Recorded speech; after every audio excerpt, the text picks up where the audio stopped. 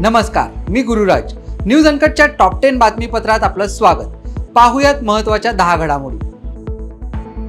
हरियाणात स्वबळावर बहुमत आणि जम्मू काश्मीरमधील घवघवीत यश मिळवल्याने महाराष्ट्रातील भाजप नेत्यांचे मनोधैर्य वाढले, तर काँग्रेसमध्ये चिंतेचे वातावरण आहे. विधानसभा जागा वाटपात मित्रपक्षांवर अधिक दबाव आणण्यासाठी ही बाब पूरक ठरेल असं मानलं जात आहे. या निवडणुकीत दोन्ही राज्यात चांगलं यश न मिळाल्याने काँग्रेसला राज्यात चैतन्य निर्माण करण्याची रणनीती आता बदलावी लागू शकते. दोन्ही आघाड्यांची जागा वाटपाची चर्चा अंतिम टप्प्यात असून आता आघाडीत उद्धव सेना आणि शरद पवार गट, तर महायुतीत भाजप जादा जागांसाठी आग्रही राहण्याची चिन्हे आहेत.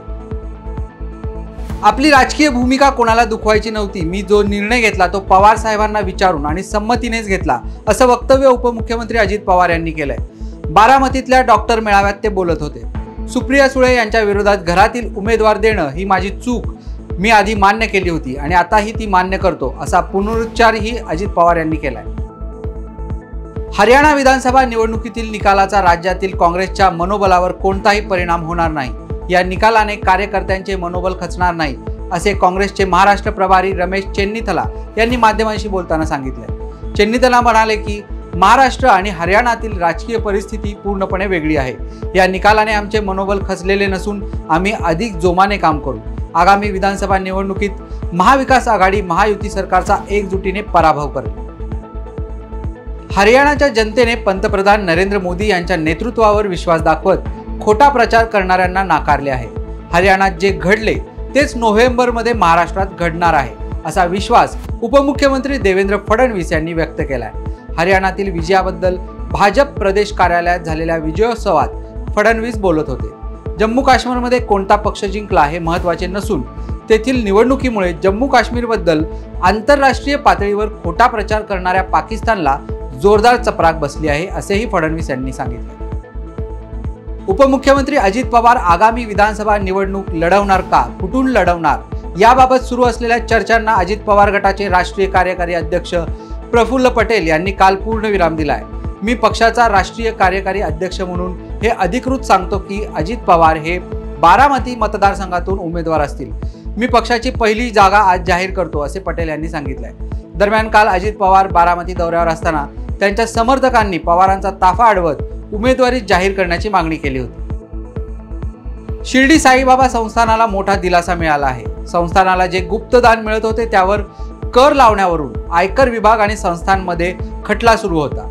यावर मुंबई हायकोर्टाने साईबाबा संस्थानाला मिळणारे गुप्तदान हे करातून सूट देण्यास पात्र असल्याचा निकाल दिला आहे.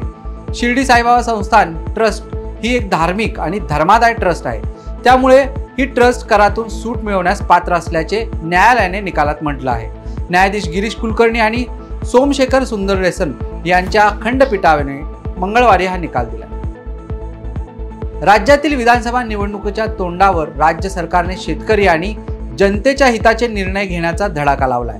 मागील 10 ते 15 दिवसांमध्ये राज्य सरकारने कॅबिनेट बैठकीमध्ये हजारो कोटींचा निधी मंजूर केला आहे, तर मागील 3 ते 4 दिवसांमध्ये राज्यातील शेतकऱ्यांच्या खात्यावर तब्बल 6 ते 7 हजार कोटी रुपये वर्ग करण्यात आले आहेत. राज्य सरकारने विविध योजनांसाठी भरघोस निधी उपलब्ध करून दिला असून यातील बहुतांश निधी शेतकऱ्यांच्या खात्यावर आता वर्ग करण्यात आला आहे.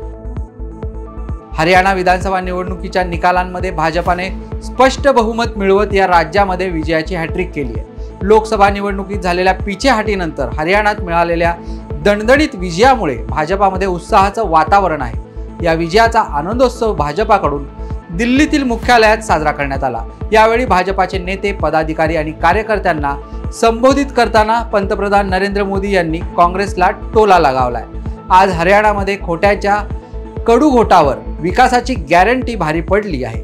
हरियाणाच्या जनतेने इतिहास रचला आहे, असे नरेंद्र मोदी यांनी सांगितले. जम्मू काश्मीर निवडणुकीचा निकाल लागत नाही तोच एक खळबळजनक बातमी येत आहे. अनंतनागमध्ये दहशतवाद्यांनी टेरिटोरियल आर्मीच्या 2 जवानांचे अपहरण केले आहे. यामुळे सैन्य दलात एकच खळबळ उडाली, परंतु 2 पैकी 1 जवान दहशतवाद्यांच्या तावडीतून पळून जाण्यास यशस्वी ठरला आहे. जवानांच्या अपहरणानंतर सैन्य दलाने बंदोबस्त वाढवला असून परिसरात शोध मोहीम सुरू करण्यात आली आहे. जम्मू काश्मीरमध्ये 10 वर्षांनंतर झालेल्या निवडणुकीत मतदारांनी फुटीरतावादी उमेदवारांना पूर्णपणे नाकारले आहे. इंजिनियर राशीद यांच्या अवामी इत्तेहाद पार्टी आणि जमाते इस्लामी सारख्या पक्षांना मतदारांनी मोठा दणका दिलाय। या पक्षांचे बहुतांश उमेदवार निवडणुकीत आपली अनामत रक्कमही वाचवू शकले नाहीये। यावरूनच मतदारांनी त्यांना पूर्णपणे नाकारल्याची आता स्पष्ट वेळ झाली आहे। टॉप 10 मध्ये इथेच थांबायची। पाहत रहा न्यूज अनकट।